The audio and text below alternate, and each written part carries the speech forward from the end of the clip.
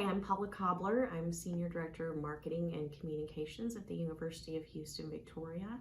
And I'm going to read part of this book, Are You There, God? It's Me, Margaret. It's a book that I really liked reading as a kid, and I remember reading it again and again and just really loving Judy Blume's books and this book in particular. And I am a real firm believer in Banned Books Week because I don't think that anybody should be able to tell anybody else what they can and can't read. And I also don't think that anybody should be able to tell anybody else what their kids can and can't read. I think that should be a parent decision. All right. 3 things happened the first week in November. Laura Danker wore a sweater to school for the first time. Mr. Benedict's eyes almost popped out of his head. Actually, I didn't notice Mr. Benedict's eyes, but Nancy told me. Freddy the lobster noticed too. He asked me, "How come you don't look like that in a sweater, Margaret?" Then he laughed very hard and slapped his leg. Very funny, I thought.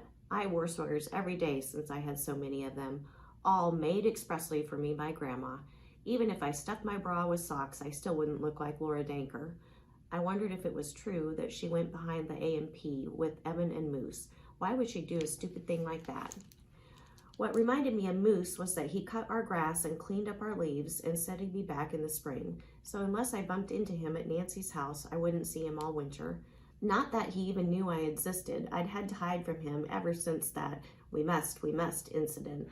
But I watched him secretly from my bedroom window. The second thing that happened was that I went to church with Janie Loomis. Janie and I had gotten pretty friendly. We were especially friendly in gym because Ruth, the girl who was second in line, was absent a lot.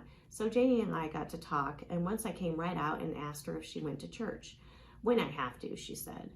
So I asked her if I could go with her sometime just to see what it was like, and she said, sure, how about Sunday? So I went. The funniest thing was that it was just like a temple, except it was all in English. But we read from a prayer book that didn't make sense, and the minister gave a sermon I couldn't follow, and I counted 8 black hats, 4 red ones, 6 blue, and 2 fur. At the end of the service, everyone sang a hymn. Then we stood on line to shake hands with the minister. By then, I was a pro at it. Janie introduced me. This is my friend Margaret Simon. She's no religion. I almost fainted. What did Janie have to go and say that for? The minister looked at me like I was a freak. Then he smiled with a, aha, maybe I'll win her look. Welcome to the First Presbyterian Church, Margaret. I hope that you'll come back again.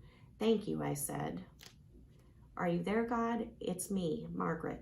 I've been to church. I didn't feel anything special in there, God, even though I wanted to. I'm sure it has nothing to do with you. Next time, I'll try harder.